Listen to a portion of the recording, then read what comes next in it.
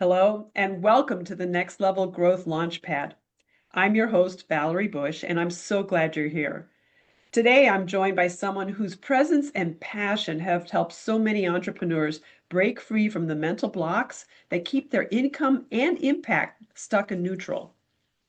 Laura Armstrong is a money mindset mentor, a 3 times world champion martial artist, and a powerful teacher in the wealth mastery space. She brings a unique lens to the work that fuses resilience, energetic clarity, and financial empowerment. Laura, I'm thrilled that we get to have this conversation, and even more so that we get to do it face to face in a relaxed, heartfelt moment. So, welcome. Thanks so much. I'm glad to be here today. So, let's kick off with your story. You bring such a powerful and unique background from martial arts to mindset to money. What led you to do the work that you do today? And what was that pivotal moment that connected all the dots for you? Yeah, it's just interesting because our stories define who we are. Our trauma defines who we are in our lives, and it's how we use that to fuel ourselves to move forward. And unfortunately, a lot of the time, it can also hold us trapped. And so that line is very clear when that happens as we get older and move through life and are not fulfilling the expectations that we had for ourselves, because honestly, no one's harder on ourselves than we are. And so for me, it started at a very young age. I did bodybuilding and powerlifting. I won the Ontario Championships.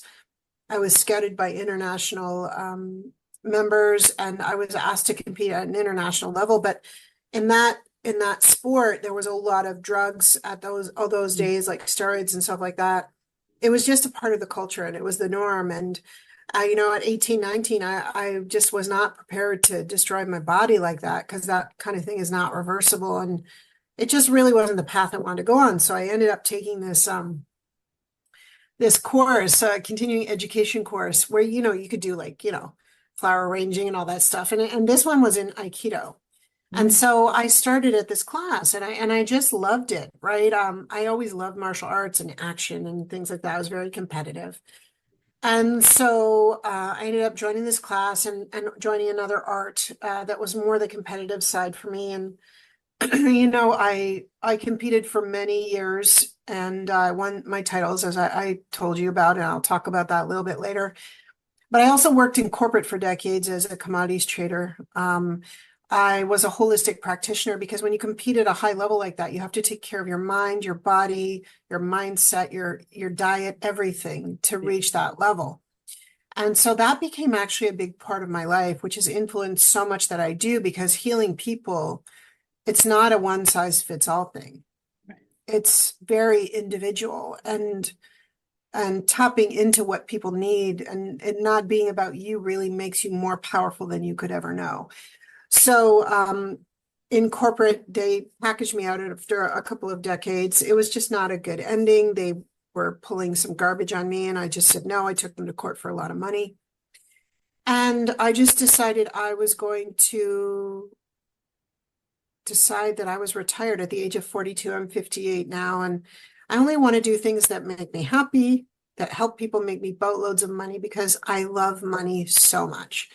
And I would take a lot of crap from people about that. They're like, well, that means you're greedy, you're selfish, this and that. And I'm like, and what I realized from all of this is that I had gotten rid of my money mindset issues and changed the narrative around that, as well as the limiting beliefs around that. But most people did not have a good relationship with money. I was like, oh, that's not good, right? Like, so I've spent the last while helping people change that dynamic around how they feel about that. It's very important to me, because money is a very big part of our lives.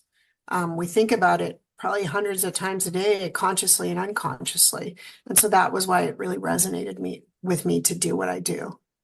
Wow, wow. Well, thank you for sharing that. That connection between lived experience and purpose Yeah. really sets the foundation for everything you teach. Yeah. Yeah, no, it's amazing. So your talk is titled "The 3 Steps to Mastering Your Relationship with Money." Yeah. And it and it really gets right to the heart of what so many of our attendees need. So, but before we dive deep, could you walk us through these three steps at a high level so we can get the big picture? Sure. Yeah, absolutely. And the reason I kept it to three steps, and there are so much more, Mhm. is because the brain cognitively can't handle more than that to take action on at once, Mhm. right? It's almost too much information. Usually at people's limit of what they could take. So there's more steps. These are the most impactful ones that I brought out. So the first one would be shifting your money mindset. And we do a lot of that through affirmations, which, are considered woo-woo, but actually I only do things that provide strategic, practical results. Okay. So again, affirmations are cognitive change in the brain, which change the synapses of how you bring things into your existence, right? And so, and how they show up in your life. So that's one of the big ones. The second one I would say would be getting clarity about what your vision is and making sure that what you do is aligned with that Mhm. of where you want to go and keeping the energy of that up here so that you can stay focused, motivated, tenacious, because you're going to need that if you're going to get there. And really dedicated to what you want to do because it resonates with you inside here, not just up here, but down here. If you don't bring it from here to here, then nothing will happen and your business will never succeed. Right. Okay. And I don't mean that in a negative way. It's just an honest thing because you're just throwing stuff at the wall, spaghetti, and like, see what sticks. Like I did that for many years. I know that story. And then the third one would be destroying limiting beliefs. We feel like the things that are limiting us, we have them forever, that they've trapped us. Like, things that manifest because of them are like anxiety, depression, self-sabotage, all those things. It's like this surprise party in your head Right. that you cannot get away from, right? And you don't even want to attend. But the good news is that all of these things can change. They're just temporary, and you just have to choose change. I love that the choosing piece because what I find for myself is I call it the tapes that kick in, the story I Yeah, tell myself. And little things will trigger it. And it could be something from childhood, or something that I don't even remember, but all of a sudden this little tape kicks off and I'm going like, okay, where'd you come from? But I think I love the three steps and the fact that part of attacking those limiting beliefs is first acknowledging that they exist. And for sure. I'll tell you a good story. I had this client I was working with. His name is Bob. Well, I'm calling him Bob. And oh my God, I love this guy. He was so great. Like the kindest man you ever knew, big heart, so sweet.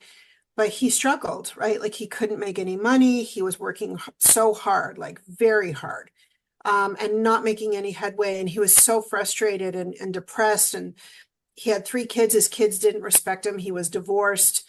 And then we started working together. And then once we started working together, he told me this story. And so Bob had two older siblings, and then there was him, and then the mother got pregnant again. So the whole family's at the hospital. She's in labor. And he's a good second. I'll cut this out. Someone was having a coughing attack, but he couldn't stop it anymore. Wow,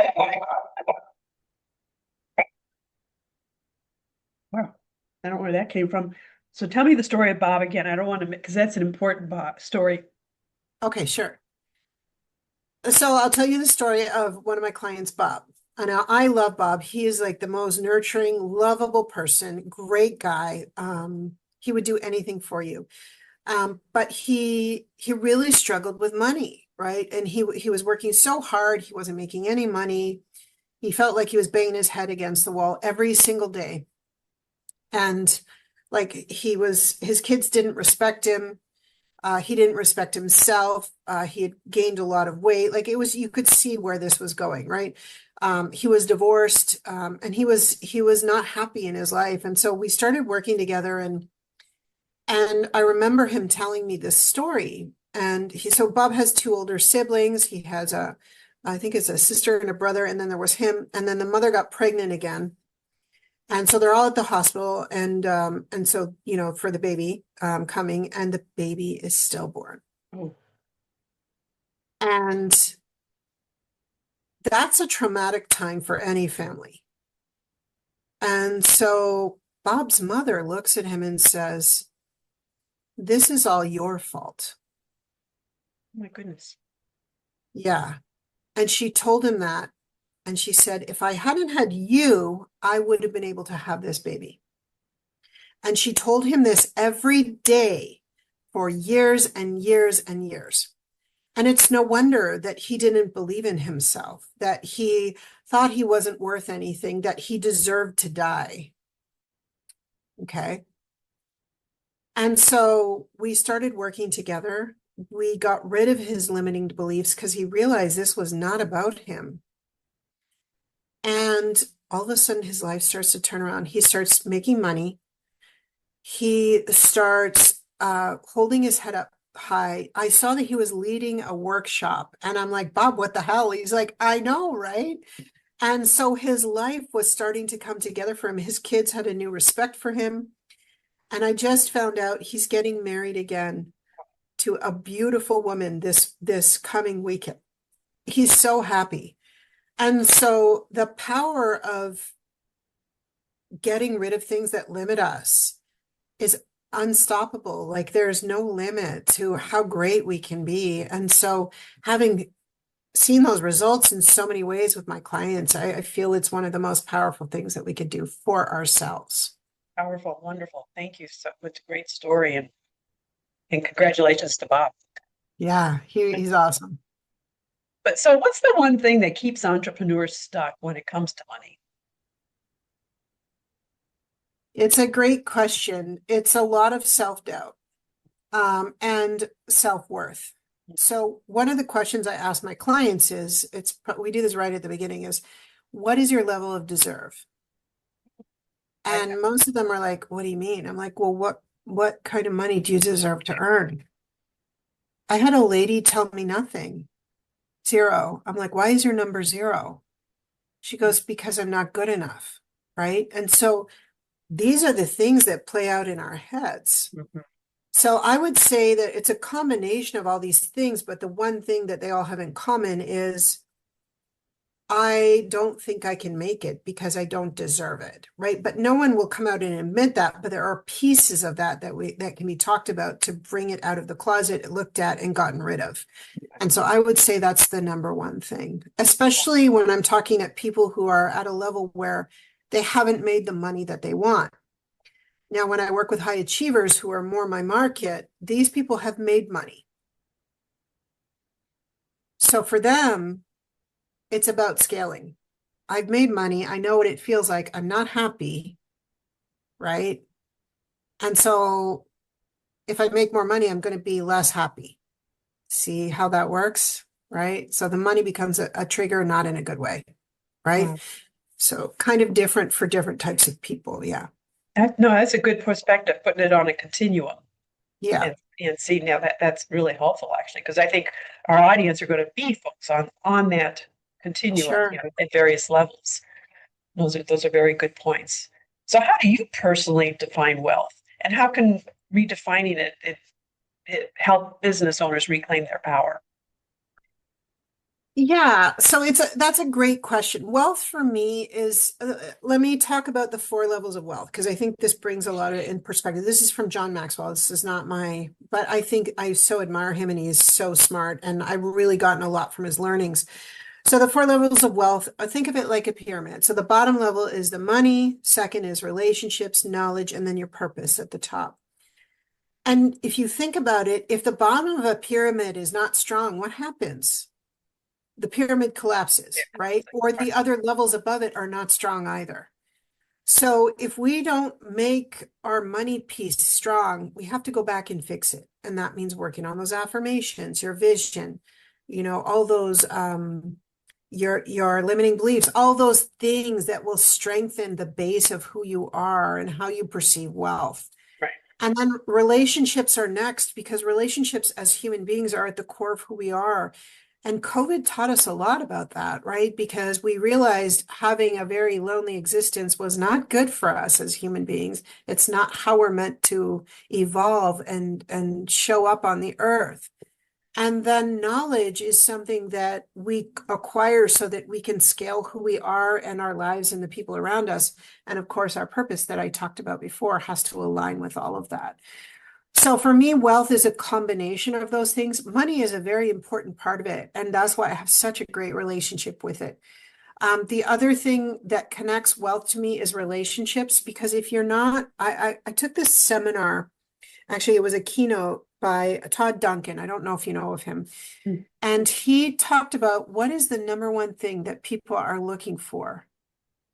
And it's trust. Oh, yeah. Because I thought, oh, this or that. He's like, no, it's trust. Yeah. If there's not that piece of trust in those relationships, your business will never succeed again. And you need to work on trusting yourself so that others trust you, because people are not stupid. They feel that. Right, right. And they're like, yeah, I don't know, right? Or like, they'll know. People's intuition about that kind of thing, especially when they're spending money, has to feel good about it. So in a long way of saying that, wealth for Yeah. me is a combination of things that allow me to scale, including the practical side of having the systems and Right, processes right. that I need to scale. I mean, other people are going to talk about that, but that's also a key factor in being able to scale and having that behind you so you can scale to where you want to. But knowing where you want to scale, or that you want to scale at all, or bring yourself to the next level, is the first step. Scale mean to you? Scale means leveling up as a person, leveling up in my business, leveling up Okay, with my money, leveling up on every level, my very good. relationships, everything. Yeah, no, it's interesting. I say that because a couple of my clients, when I've talked about scaling, it's small businesses, especially sole proprietors, don't necessarily use that in their business vocabulary. So I've Correct. actually had, It's more of a high achiever kind of language, right. which is where I want to get everybody. And the other part of that, to even go to the next level, is scale and exit. Most people can't get to the exit because they're so busy building. They Oh, don't see the end in place. yeah, I like I that. plan to sell my business for hundreds of millions of dollars in about 5 years. Yeah, And I'll get it because I'm so good at what I do, not in an ego way, but because I know it's making the impact in the world right, that can right. change And people's you set lives. that purpose, you set that Yes, framework, the and that foundation is strong. the Yeah. foundation is strong. I love that. I also want to speak real quickly to your trust. When you ask the question about trust, what happened to me is I immediately went, okay, so where is that in my aura? And what I said, well, what's the opposite of it? Doubt. And I'm like, Hmm. oh, okay, yes, okay. So I recognize the doubt. Yeah. Okay. And then I said, okay, so how do I flip that? So Right. I'm enjoying where you're going with so much of this because I love the continuum kind of a perspective. It's like, if this, Yeah. then what would be the opposite? Yeah. So, that's beautiful. Um, so you teach that affirmations, play and beliefs play a crucial role in the transformation. I totally get this. So what are those essential? Why are those so essential, and how do you work with them? Yeah. It's so essential because there's a lot of the woo-woo side to what I do. But the thing is, most humans don't want to hear about that because they just want practical strategic results. So I tell people, whatever you do when I'm working with my clients, make sure that it's results driven. You're doing the inside work with them, but all they care about are the outside results. That's all you talk about. And then once they want those results, they'll do whatever you tell them to get to those outside results. Right. So that takes them out of that space where they're sounding flaky or, like too spiritual or whatever. I love all that stuff because that's my jam, but my clients don't all the time. Right. Right. And so it just depends on what you're doing. So I don't know if I answered your question, but it was Yes, you know what you did, Laura. I like this because I actually have a little phrase that I use when I'm working with folks, and yeah, I call it feel, felt, found. And what I right. was thinking is that, boy, I know what you're feeling. I felt that way too, and I Yeah, found that doing affirmations really, even though right. it's a The little woo-woo, affirmations. was a Yeah, game changer for me. yeah. Yeah, so the affirmations, the way I make it practical is, Yeah, first of all, it is practical because when you first of all, your voice has power, and I don't believe people, your voice and your words have power. So shifting your languaging from the don't, wouldn't, couldn't, shouldn't, don't, all that stuff right. is key. That's Yeah. number one. And most people don't, there it is, don't realize they're doing it Yeah. because it's their unconscious Right. wordsmithing, right? Yeah. And so that's the number one thing. The second is your voice has power, your resonance, your tone, all of that. When I get on here and I'm talking to you, I'm very authoritative. I know what I'm talking about, and I'm powerful and I'm confident. But not everybody feels that way. And so they need to get to that place where they're using their voice for power. Affirmations help you do this. So when I start with people who aren't comfortable with it, I make them say it in the mirror, and Right. they have to look in their eyes right down to their soul. Most people, they get emotional or they can't look themselves in the eyes. And I say, that's perfectly fine. Look at another part of your body, because the more you do this, Hmm. the more you will release or get rid of what's limiting you from doing it. Oh, beautiful. Wow. What a wonderful Right? exercise. Yeah. So that's the number one thing I get them started on. Hmm. And then the tone and the voice and the cognitive piece of Hmm. affirmations is it shifts you from more into a growth mindset from a fixed mindset.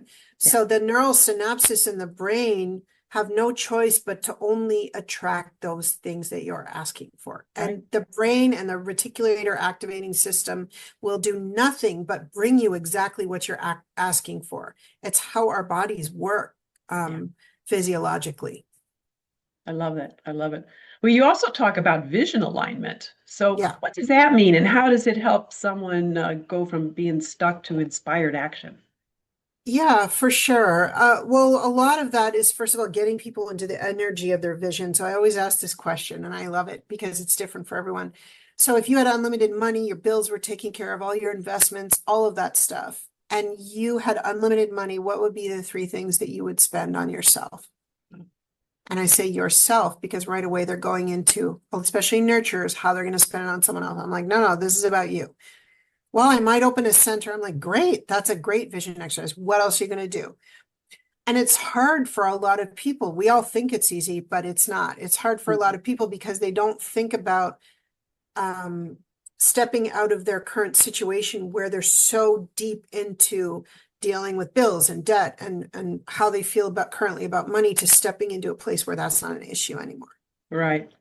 Yeah. And I know that a lot of times, the visioning exercises, folks, their visions are very small. It's Yeah. like, just And get that's me to the, fine. yeah. So, but, Yeah. but to practice it and play with it and have fun with it and step out of that uh, very small world and kind of go for the big. Yeah. And then it's funny because once they start, it's like they Yeah, can't stop. I'm I like, what know. else? What That's good. else? And they're like, and they've got it. They know Yeah, it, right? And so yeah, we just go until the list is done, yeah. right? It could be 5 minutes, it could be a half hour. It doesn't matter because they're in that energy. And then I say to them, do you recognize how different you are when you talk about that vision? That's where we want to keep you Yeah, as you right. build your business. Well, that's your And the Bob other, story. right, exactly. Yeah, yeah, that's beautiful. Yeah. And then the other piece of that is they have to know what their why is, right? And that is where the alignment comes in. Your why is made up of two things, your purpose and your drive. Most people have a good idea of their purpose. Their drive is what they struggle with. Hmm. And so discovering what that is actually brings everything together so that they can step into that vision powerfully. That's good. I really like that. And that distinction. So if someone's feeling discouraged or in a financial fog, what's one step that they could take today to start shifting things? So I would preface that to say they have to want it. They Huh? have to want the change. So that's the first thing, because knowing you want it someday, coulda, woulda, shoulda, that's great, but it's not going to get you anywhere. So Right. making the decision that you want change is the first thing. Okay. That's where it comes from. It's like I tell my clients when I'm on a call, I'm interviewing you as much as you're interviewing me. Maybe you're not ready for me, right? I want you to be ready so that when we do get together, you're not wasting your time or money on me. And I'm not wasting time trying to push you uphill because you're fighting me every piece of the way, right? So I would tell people that that's where I would start, is to choose change first. That's the first step. And the second is to understand what your vision is. Okay. And then we can dig into the other stuff, because if your vision isn't clear, then there's nowhere to go. I like that. I like that. No, it is. Yeah. And I know as a project manager, I often will, when I'm working with a client, I will say, okay, what does the day of go live look like? You know, Right. now, okay, so this is what it looks like. Okay, now let's work backwards. Let's unpack it. Right. Yeah. I love it. So your martial arts background is so unique. How has it shaped your teaching style and the way you guide people through money transformation? Yeah, I always get those questions. I love it. So, it's interesting because I have 3 world titles. So I'll tell you a little story of winning my first gold medal, because it's really important, in the context of what we're talking about today. So I had been competing for almost a decade. Our world championships in full contact weapons fighting, which is what I compete in, happen every couple of years. And I'd only for the last 8 years won bronze, silver, bronze, silver, bronze, silver. And I was just tired of it, right? And I thought, what is wrong with me here? Like, see that question right away. And so like I did the whole Rocky thing. I watched the tapes, I did the training, like I did all of the right things. So the world championships come up, and as I talked about, it's about a 9-month ramp up to compete for those 2 days. You got to have your diet, your exercise, your mindset, your everything has to be on. You got to hit your weight for your weight class, everything in those 2 days. So I qualify for the Canadian team, and then we all go over. We're in Manila, Philippines, and halfway across the world. And there's 12 of us on the team. And then the bomb drops. My coach has stolen all our money. Yeah. And on top of that, he tells us he's not coaching us anymore. Yeah. And so if you know anything about what it takes to get to that point, that's when you're depending on that person the most. Okay. And he knew it. So he left, and so we all huddle up. Of course, I'm the chief cook and bottle washer and troublemaker. And I'm like, I huddle everybody. I'm like, all right, what are we going to do here? Are we going to DQ, which means disqualify? We don't compete. We go home. Nothing happens. Or are we all going to go home with gold? Mm. And I speak about this a lot, like professionally, because it's so important.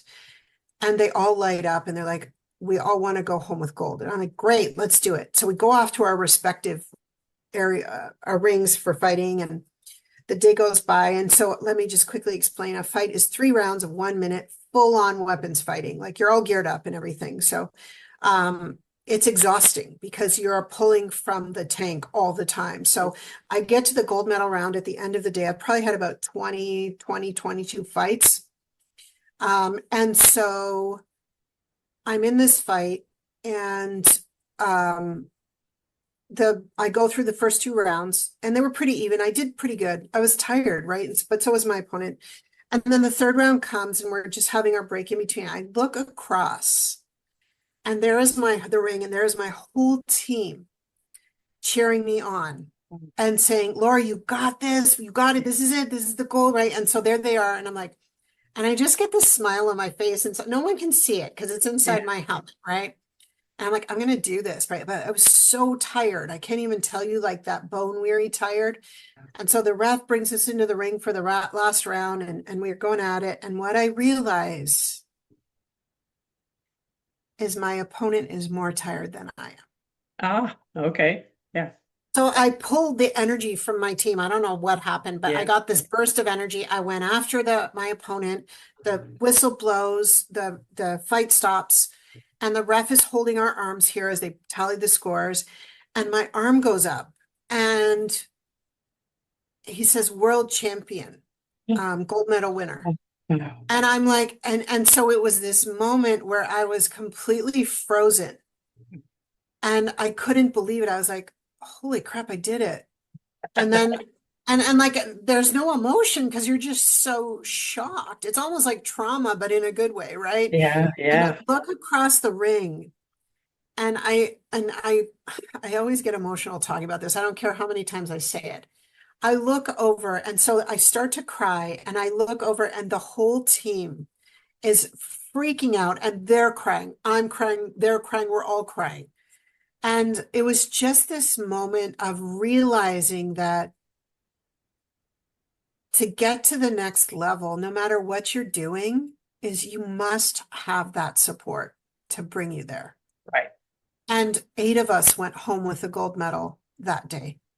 That is so powerful. Oh my goodness. I just That's how strong yeah, that can be for you. yeah, So yeah, I urge you to build your team right. and build that support. You cannot do it on your own. It's too hard. And life is hard anyways. Don't make it any harder. But you know, and I was thinking about the small businesses, those that are especially like a sole proprietor, they can build a team by getting into groups of, you know, Yeah. other folk, just somebody that you can start to share and draw that shared energy. That's Yeah, and joint venture partners. Who can you collaborate with in your business exactly. that will support you? Yeah. Absolutely. No, that's a beautiful metaphor. I love the illustration and it's how powerful it is. Gosh, you've helped so many people create incredible shifts, you know, not just financially, Yeah. but emotionally and spiritually. Can you share a few examples of that transformation? I know you told a story about Bob. Yeah, And sure. I mean, I'd love to hear another story of where someone had that transformation and walked away with their gold. Yeah, I have like tons of them. So I worked with this one lady, we'll call her Jane. Jane was kind of like a semi-hoarder, but she wasn't really a hoarder, but she had a lot of stuff in her house, and then her mom died. And so she had to take 53 years of her mom's stuff and bring that into an already crowded house, which became like a hoarder house. And like there were just pathways to each room, just kind of like you would see on the shows. Not that bad or dirty or anything, but it was just really making her immobile in her life, right? In so many ways, not just on a physical way. And so we started talking, we started working together. And what we realized as the stuff we started working through is the things that were holding her stuck were the way her family treated her. Because she was more of a tomboy. Well, Mhm. you're not pretty enough. You're not girly enough. I want you to go into home ec instead of machinery, like as she grew up, right? And so the disappointment in her parents and how her father always, she was never daughter enough for her father. Like all of these things came up while we were physically working on decluttering her house. So it wasn't just the clutter up here, the clutter in her house started to move. So this started to move, everything started to move together. And she would take pictures of her rooms as we were working together. And we systematically, because I do strategy on my calls because it's a big part of your business, not just the stuff you're clearing. And so she sent me the day they had the blinds replaced in her spare room, which where, as you know, that's where you keep all your extra junk, right? Right. The room was spotless. Well, Yeah. And we're still working together on other things, like so other things come up, but her house is beautiful. It's clear she can have guests over, she can have people for dinner. So it becomes a space where she can actually create community, which is important to her, but also feel like proud of herself. Like I always get emotional with these stories because I know the path they took to get there, and the amount of stuff that she had to clear around that was just incredible. Yeah. I love that it speaks to how the money healing is about so much Yeah. more than the numbers. It's about stepping into a new identity. Yeah. And like she worked as an IT project manager. Money was not like a thing for her, but Right. it was affecting it. Yeah. It was affecting all parts of that. Subconsciously. Yeah, for Yeah. sure. Yeah. I love that. And so, yeah, that's a beautiful story. I mean, I can tell you another one if we have time. Well, let me jump into Yeah, the lead magnet. sure, sure. You've got a great first step for our viewers, your wealth mindset reboot assessment. And Yeah, so what can people expect from it and how it will help them gain insight into their own money pattern? for sure. So I designed this because I mean, I love assessments because they're not designed as something to tell you you're right or wrong, or that you don't deserve this or that, or you're not good at this or that. They're designed to tell you exactly where you sit in a certain area. Mhm. because of your perceived, and I say perceived because those things can change, your current perceived point of view about whatever those questions are. Mhm. So I created this so that people could create a snapshot of what what wealth meant to them and what they needed, where they needed to shift to Mhm. to move into greater. Mhm. So this was a very important, not just a lead magnet, but to give people a tool to have awareness around that, because awareness is the key to everything we've talked Right. about here today. No, I Yeah, appreciate that, and it's kind of like a balance sheet, yeah, where, exactly. you're just getting that state of time. Where are you? That's beautiful. Yeah, So for the folks attending this, you'll be able to get that right near this video. I'll have a link to it, and yeah, uh, again, it's good. It's a great step to. It's a great next step to understanding your financial beliefs and beginning to shift into real alignment. Wow, Laura, thanks so much for sharing your experience, your wisdom, your powerful energy with us today. It's packed so much with insight. But for someone who's watching and who's doing all the right things, but still struggling with money blocks, what's the yeah. final word of encouragement you would offer? So first of all, you are enough. Just know that. And the other thing I would say is, well, remember this one thing, if you get nothing out of this, but I know you're going to get a ton out of it, is because Valerie's like an amazing host, is that own your own power and take it back from others. Because when you do, there will be no choice but for you to succeed. And that's the truth. Yeah, that's it. I mean, it's so simple, and again, that's another affirmation. Absolutely. Absolutely. Wow, thank you so much, Laura. I know this session's going to open doors for so many of our audience. I love And that. thank you to everyone who's been watching. Thank you again for being part of the Next Level Growth Launchpad. And we'll see you all in the next session.